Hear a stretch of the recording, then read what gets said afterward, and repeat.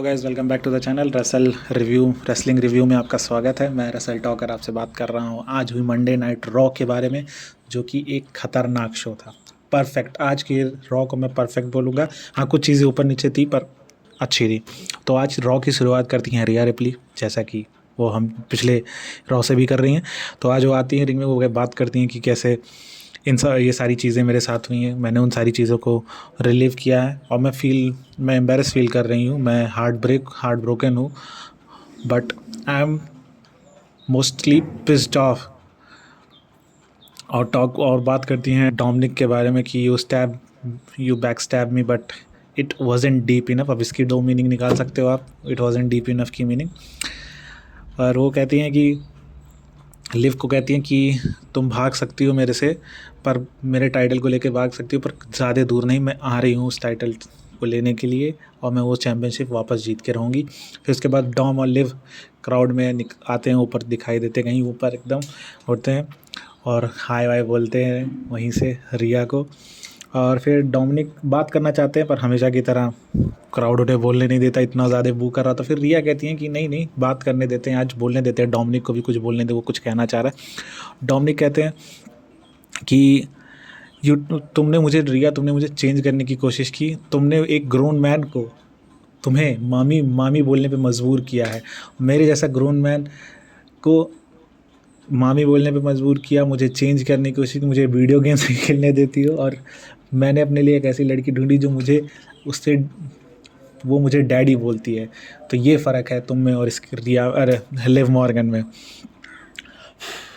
उसके बाद क्या कहते हैं, फिर लिव, हाँ, और सबसे मेन बात वो कहते हैं कि तुमने आज तक मेरी हेल्प नहीं की है मेरे डैड को बीट करने, मेरे मिस्टर पर लिव ने की है, इसमें ये सबसे बड़ी बात है। फिर लिव कहती हैं कि कहा था ना मैंने कि जो भी तेरा है वो सब कुछ मैं, तू अपने फैमिली के साथ नहीं रहती, जजमेंट डे को अपनी फैमिली कहती, तो मैंने जजमेंट डे को छीन लिया, डॉम तेरे साथ है तो मैंने डॉम को भी छीन लिया, और ये टाइटल देख रही ना, ये मेरे पास है, ये भी अब मेरे पास ही रहेगा।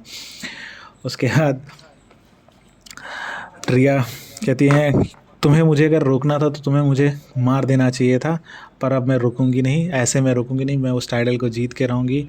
और उसके बाद भाई पीछे से डेमियन प्रीस्ट अपीयर होते, और भाई जो बेबी फेस बन चुके हैं डेमियन प्रीस्ट, इतना चीयर मिल रहा था उन्हें उस वो लेके मारते हुए। डॉम को लिप तो भाग जाती है वो आगे की ओर, पर रिया आके वो 5-6 सेकंड के अंदर ही सब कुछ होता है।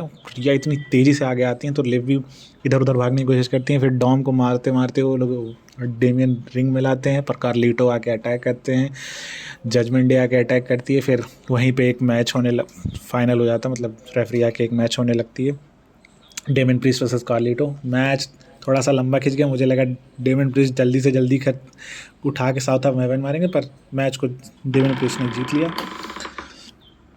साउथ ऑफ हेवन मार के। फिर सारे जजमेंट के डे के मेंबर्स आ गए, कार्लिटो, जेडी, बैलर, डोमिनिक मिलकर अटैक करने लगते हैं, काउंटर भी करते हैं, डेमियन प्रीस्ट अच्छा काउंटर करते हैं। एक समय पे फिर से फेस टू फेस हो जाते हैं बैलर और डेमियन प्रीस्ट, और फिर से अटैक करते हैं डोमिनिक पर। और कौन आ जाता है भाई, टेरर ट्विन सेक पार्ट 2, रिया रिप्ली आ जाती है भाई। उसके बाद डोमिनिक को भाई वो रिप टाइड मारने वाली रहती, पर आज आज बचा लिया लिव मॉर्गन ने। और WWE भी जानते इतना आसानी से सुतैया थोड़ी कराने देंगे डोमिनिक की, उसके लिए तो बिल्डअप करना पड़ेगा। और इन लोग का मैच ऑफिशियल हो जाता है बैश इन द बर्लिन में, mix tag team match, Liv Morgan and Dominik Mysterio versus Damien priest और रिया रिप्ली का। अच्छा सेगमेंट था, मज़ा आया देख के, बहुत मज़ा आया। ये पहला अच्छा लगा कि भाई बिल्डअप चल रहा है, जजमेंट डे का मज़ा आ रहा है। उसके बाद VHS टेप दिखाई देता है हम लोग को टाइटनट्रॉन के स्क्रीन पे। बोर्ड एलिस बात कर रहे होते हैं कैसे हम लोगों ने लास्ट वीक डेब्यू किया वाइट सेक्स ने, उसी जगह पे वाइट फैमिली ने भी डेब्यू किया था। ये सारी बातें वो करते हैं और बार बार एक ही बात कहते हैं कि माई लाइफ एंड यू, और यही सारी बात बार बार वो चीख के कहते हैं माई लाइफ एंड यू, और उसके बाद स्क्रीन ब्लैक हो जाती है। तो आज कुछ खास नहीं था वाइट सेक्स की वजह से, पर दिखाना था कि हैं ये लोग, तो थोड़ा थोड़ा बिल्डअप अभी भी चल रहा है। पर अच्छा लग रहा है कि वाइट सेक्स भी अभी तगड़ी टीम है भाई, जैसे वाइट फैमिली थी वैसे ये भी है। फिर अगला मैच होता है ओडिसी जोन्स और एक किसी टैलेंट, लोकल टैलेंट के बीच में साइड वे स्लैम मार के ओडिसी जोन्स जीत जाते हैं। सब लोग आज देखने के लिए बहुत ज़्यादा उत्सुक, मैं खुद जानता देखना चाहता था कि ओडिसी जोन्स कैसा परफॉर्म करेंगे।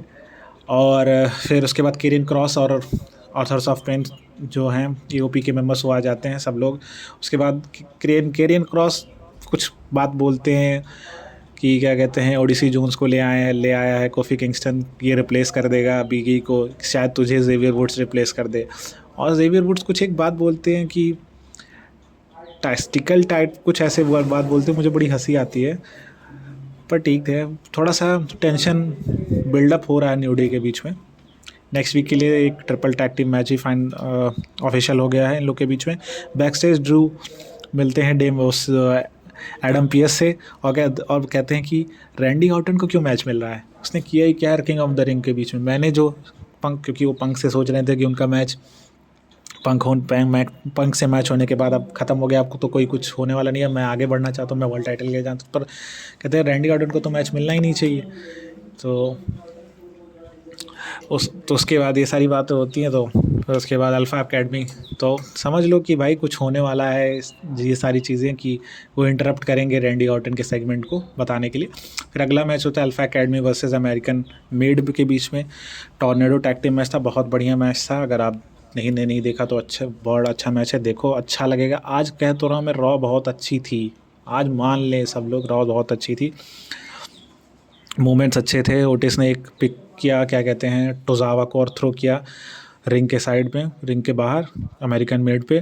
फिर उसके बाद जूलियस ओटिस को अपने कंधे पे उठा के सुपर प्लेक्स मारते, फिर टोजावा उनके ऊपर सेंटॉन मारते, बढ़िया था। पर क्या कहते हैं, आइवी नाइल ने अटैक करके डिस्ट्रैक्ट कर दिया, मैगजीन को अटैक किया, फिर डिस्ट्रैक्ट हो गई अल्फ़ा एकेडमी और अमेरिकन मेड ने पिन करके मैच को जीत लिया। अच्छा मैच था, पर आज कहीं चैट केबल नहीं दिखे, जो कि सोचने वाली बात है, चैट केबल क्यों नहीं थे।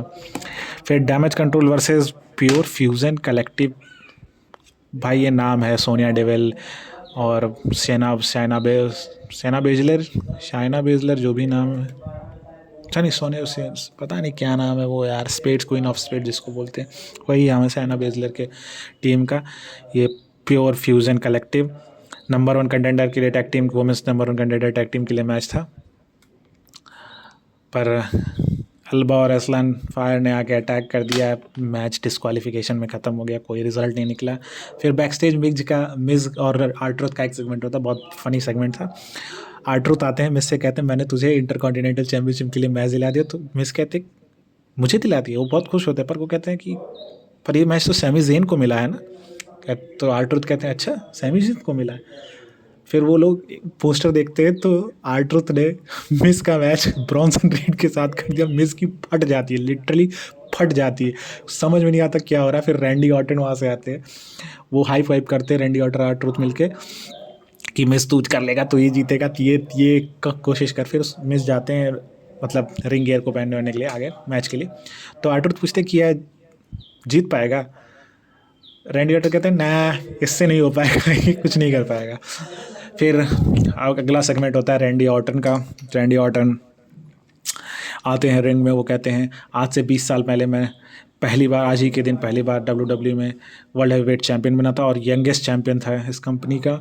और कुछ दिन बाद, कुछ वीक्स बाद मैं 14 से नहीं 15 टाइम वर्ल्ड चैम्पियन बन जाऊंगा इन द पैस इन द बर्लिन। इतनी सब बात ही कर रहे होते, तभी गंथर आ जाते हैं और वो आते ही हैं रिंग में। तो रैंडी कहते हैं रुक जाओ, इसको सेव कर लो सब लोग, क्योंकि इसके बाद गंथर यहाँ नहीं दिखेंगे और स्मैकडाउन में दिखने वाले हैं, क्योंकि इस मैच से जो भी जीतता वो स्मैकडाउन चला जाता, क्योंकि वर्ल्ड टाइटल रॉ की है। तो रैंडी कहते हैं जब मैं जीतूंगा तो मैं रॉ पे रहूँगा और रॉज बिकमिंग माई होम, और गंथर चले जाएंगे स्मैकडाउन में। फिर गंथर कहते हैं कि जो तू कह रहा है वो सब जो बोल रहा है, you are right, you are the one of the greatest of all time, but तुम्हें गोट होना चाहिए था, तुम्हें सिर्फ GOAT, you the only greatest of all time होना चाहिए था, क्योंकि तुम जो तुम्हारे तुम्हारे पास जो था, तुम्हारे पास जो टैलेंट था, तुम्हारे पास जो अपॉर्चुनिटीज़ थी, तुमने उसे वेस्ट किया है कि। और हमारे टाइम में ये स्कंथर एरा यानी मेरे टाइम में हम वेस्ट मटेरियल को नहीं रखते अपने साथ। फिर उसके बाद रैंडी कहते हैं कि हाँ, यू आर राइट, मैंने गलतियाँ की हैं पर मैंने उन गलतियों से सीखा भी है। मैं अनप्रिडिक्टेबल हूँ, मैं सक्सेसफुल हूँ, एंड मैं जो कर सकता हूँ वो कोई नहीं कर सकता है। और वो अपनी बच्चों के बारे में बात करते हैं, अपने हॉट वाइफ के बारे में बात करते हैं इसी में। फिर गंतर कहते हैं कि यू आर प्रिडिक्टेबल, तू प्रिडिक्टेबल है, एंड मैं ऐसी बैंड बजाने वाला हूँ तेरी बैशिंदा बर्लिन में कि तू दोबारा कभी चैम्पियनशिप नहीं होल्ड कर पाएगा। और फिर एक जगह पे वो कुछ ऐसी बात बोल देते हैं जिससे रैंडी ऑर्टन ट्रिगर हो जाते हैं। रैंडी ऑर्टन के ग्रैंडफादर और फादर के बीच में बोल देते हैं, पर वो जैसे ही वो सेगमेंट होता है वो तुरंत ही ड्रू का ही म्यूज़िक हिट करता है। बस वो 3 से 4 सेकंड के बीच के में उन्होंने मौका दिया और रैंडी ऑर्टन ने दिखा दिया कि वो इतने अनप्रिडिक्टेबल क्यों है। RKO from the nowhere hit करते हैं और सबको पता चल जाता है भाई RKO क्यों मोस्ट डेंजरस लेटर्स हैं इन रेसलिंग स्पोर्ट्स इंडस्ट्री। उसके बाद ड्रू की एंट्री होती है, वो भी मारने वारने के लिए जाते हैं टी शर्ट वी शर्ट अपनी उतार के। बस उसके बाद तो भाई क्या, सबको कुछ पता था कि पंक नहीं होने वाला है शो पे, पर पंक एंटर्स करते हैं, अटैक करते हैं ड्रू पे। दोनों में मारपीट होती है, ड्रू थोड़ा सा स्केप कर जाते हैं, अपनी बेल्ट निकालते हैं मारने के लिए पंक को। पर भाई पंक सीएम पंक हैं, उन्होंने बेल्ट छीनी भर। फिर भैया जो सुतैया की है, जैसे अब बाप बेटे को तोड़ता है ना, एग्जैक्टली भाई क्या चट चट की आवाज़ें बज रही थी। आप भी सुनोगे ना, मैच सेगमेंट जाके देखना, वो बजा बजा के मार रहे थे। और भाई वो उनको भागना पड़ गया, मतलब लिटरली में भागना पड़ गया ड्रू मैकिंटायर को कि भाई वो निशान दिख रहे थे, वो रेडनेस दिख रही थी पीठ पे जो बज रही थी चट चट। भाई भाई मुझे तो मेरे दिन याद आ गया, याद आ गए पापा जब बजाते थे। उसके बाद सेगमेंट होता है, बैक स्टेज सेगमेंट होता है। वो कहते हैं कि मैंने झूठ बोला था कि मैं रॉ पे नहीं रहूँगा, नहीं तो ड्रू रॉ पे नहीं आता। और ड्रू वो ब्रेसलेट रख सकता है पर अपने मुंह से मेरी बीवी और मेरे कुत्ते का नाम यानी माय डॉग्स नेम ना ले, नहीं तो मैं उसे इतना मारूंगा। और लोग मुझे उसे मारते हुए देखना चाहते हैं और लोग बहुत खुश हुए हैं उसे देख के। और पीछे से आप देखते हो एक गंथर बहुत गुस्से में निकलते हैं, तो ये सब आप नोटिस करोगे, ये सारी चीज़ें दिखाई देती कि गंथर भी थे उस सेगमेंट में और वो पिस ऑफ हैं रैंडी ऑर्टन के RKO से। तो ये सारी चीज़ें नोटिस करने वाली होती हैं जब RKO पढ़ने के बाद। और ट्रिपल एच के जो सेगमेंट करते हैं ट्रिपल एच, ये उनके लिए है कि ट्रिपल एच बहुत अच्छा सेगमेंट करते हैं और से सारी चीज़ों को ध्यान देते हैं। फिर ब्रॉन्सन रीड वर्सेस मिज का मैच होता है भाई। आज फिजिक्स का पूरा एकदम वर्णन करके दिखाया कि ब्रॉन्सन रीड क्यों इतने खतरनाक हैं, क्यों इतने भारी भरकम ऐसा वैसा शरीर है। भाई मैच होता है, ढांसू मैच तो नहीं होता, बहुत ज़्यादा ठोके जाते हैं मिज इस मैच में भाई। फिर आज वही दिख गई, सुनामी पे सुनामी लगती है भाई। R-Truth को भाई 5 बार सुनामी मारते हैं। और जिस तरह एक हफ्ते में बिल्ड कर दिया है ब्रॉन्सन रीड को, मज़ा आ रहा है। वो कहते हैं मुझे इग्नोर कर रहे थे पर मैं हूँ टॉप स्टार, अब मैं हूँ इस कंपनी का टॉप स्टार, मैं बनूँगा ये टॉप स्टार। उसके बाद मेन इवेंट का सेगमेंट होता है, मैच होता है, आपको पता ही था आज Bron Breakker versus Sami Zayn का मैच था। 2 आउट ऑफ 3 काउंट पिनफॉल था मैच। अच्छा मैच था, बहुत कम टाइम था, बेहतरीन मैचेस में से one of the finest match में से मैं बोलूँगा ये था अभी तीनों मैच हुए हैं। थोड़ा सा फास्ट पेस मैच था। हलूला किक मारते हैं, सैमी ज़ेन पहला काउंट ले लेते हैं पिन फॉल करके, पर भाई ब्रॉन ब्रेकर काउंटर करते हैं। फ्रैंकेनस्टाइन मारते हैं, गोरिल्ला प्रेस मारते हैं, स्पीयर मारते हैं, फिर स्पीयर मारते हैं और सेकंड काउंट वो लेते हैं। अब बचते हैं एक काउंट। अब ये काउंट आउट भी हो सकता था, पिन फॉल भी हो सकता था, कुछ भी हो सकता था। तो ब्रॉन ब्रेकर ट्राई करते कि काउंट आउट हो जाए मैच को, पर सैमी ज़ेन है तो सैमी ज़ेन है। फिर एक मूव वो ट्राई करते हैं रिंग की एप्रन से अनाउंसर टेबल पे, वो जो भाई पंच मारते हैं, मुझे लगा तो भाई कुछ तो गड़बड़ हो गई, लग रहा है किसी को चोट लग सकती है, ब्रॉन ब्रेकर को भी चोट लग सकती है जो जिस तरह वो मारे हैं उन्होंने। पर अच्छा मैच था वो, ग्रेट मूव्स थे, मज़ा आया देख के। फिर एंड में स्पीयर ब्लॉक करते हैं सैमी ज़ेन, मिडल में अपना मिडल में ही वो हलवा किक मारते हैं और वो जो नेचुरली गिरते हैं पिन फॉल करने के लिए, पिन करने के लिए। भाई मज़ा आ गया देख के, एकदम नेचुरल किया, मेरे में जान नहीं बची बस पिन फॉल कैसे हो जाए। पर सबको आज पता था कि आज टाइटल चेंज तो होने वाला है नहीं, तो क्या होगा, सैमी ज़ेन टॉप रोप पे जाते हैं, स्लैम मारने की कोशिश करते हैं, ब्रॉन बेकर उन्हें मिड एयर में कैच करके स्पीयर मारते हैं, 1 2 3 और ब्रॉन बेकर अपने टाइटल को रिटेन कर लेते हैं। वो स्टिल है इंटरकॉन्टिनेंटल चैम्पियन। और आज की जो रॉ है वो आज यहाँ पे ख़त्म होती है। और आज की रॉ देख के इतना मज़ा आया कि मैं आज तक इतना मज़ा मैं कभी रॉ देखने में नहीं आया था। स्मैकडाउन में क्यों नहीं मज़ा आ रहा है? क्योंकि सिर्फ वहाँ एक ही चीज़ है, सिर्फ ब्लड लाइन का, और कुछ अच्छा है ही नहीं। कोई सेगमेंट अच्छी नहीं है, कोई स्टोरी लाइन अच्छी नहीं दिख रही है, इसीलिए वो थोड़ा सा डल शो बनता जा रहा है। पर आज की रॉ बेस्ट थी। अगर आपको ये वीडियो पसंद आए तो प्लीज़ चैनल को लाइक करें, सब्सक्राइब करें और शेयर करें, और दिखते रहें रसेल टॉकर को और रेसलिंग रिव्यू को भी।